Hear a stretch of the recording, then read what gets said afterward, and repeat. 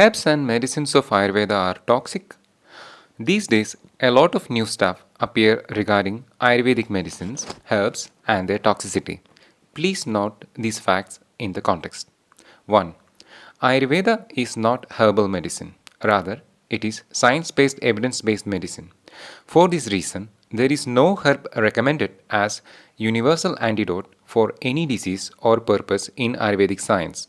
Any herb or medicinal formulation could be decided only by a scientific practitioner of Ayurveda after appraisal done on the integral status of the subject, that is, single or multiple pathologies and their cause mechanisms, for a recommended period of time with regular review till complete recovery.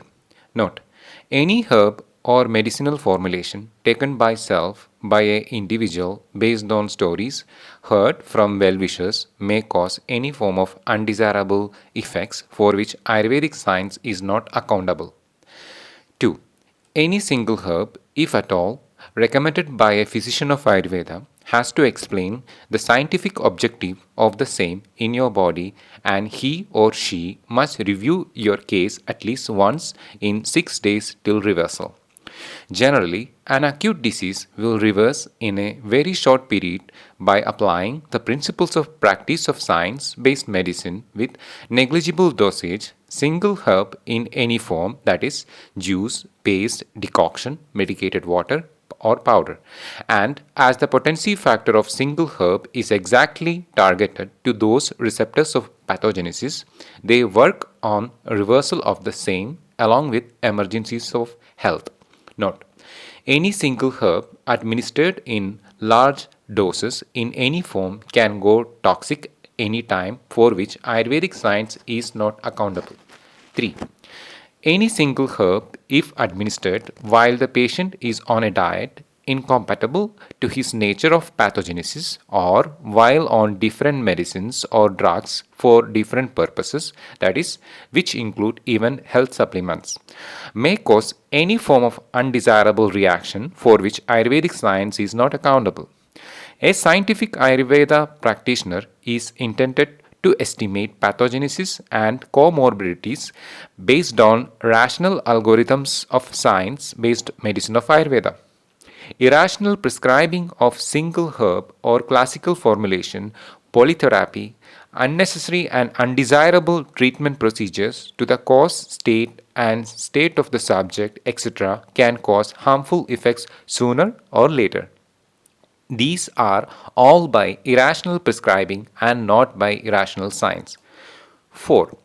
Ayurveda is the science of man. Whatever is scientifically documented here in the form of diagnosis, prognosis, management, and medicine are all rationally explored, established, that is, by cause effect relationship, and explained based on theorems, laws, and principles derived by conducting both basic and clinical research for centuries in man, for which documented evidence is there in authentic medical treatises.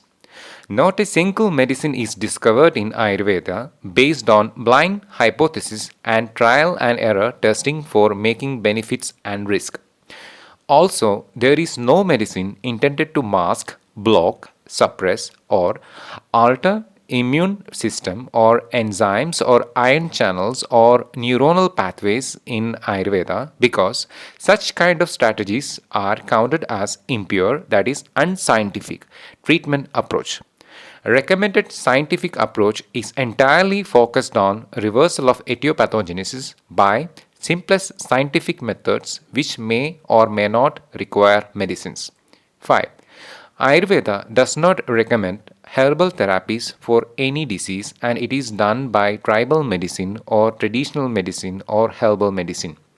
Ayurveda recommends only science-based medicine, which means science of Ayurveda decides how to intervene upon a clinical situation and not medicine manufacturers or herbal traditions. So, only scientific practitioners can decide scientific medicine for a situation. Side effects in Ayurveda with herbal or herbo-mineral formulations are mainly owing to these reasons. A. Irrational prescribing. B. Poor quality of medicine, that is, no quality control procedures adopted in manufacturing. C. Cross interaction with undesirable diet, regimen, drugs, and additives, if any used by the subject. These side effects are completely preventable if you seek the medical help from SBEBA practitioners.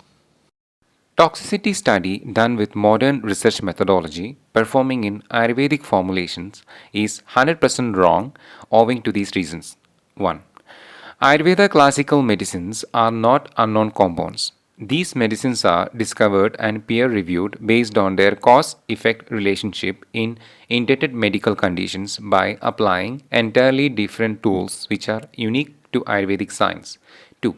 It is recommended in accordance to state and stage of subject and his morbid status and not as double blind randomized controlled trial. 3. The dosage depends on the nature of formulation, disease status, and the subject status. 4. To establish that a herb or formulation has toxicity, it has to be given alone, which is impractical. 5. There is no need of further conducting reductionistic animal study and tissue study for those medicines are already established for their safety and effectiveness in man by both basic and applied research in man. The exact way of evaluating toxicity, if at all needed, is to evaluate both the objective parameters and the subjective ones while the patient is under the medical care of a science based, evidence based Ayurveda practitioner.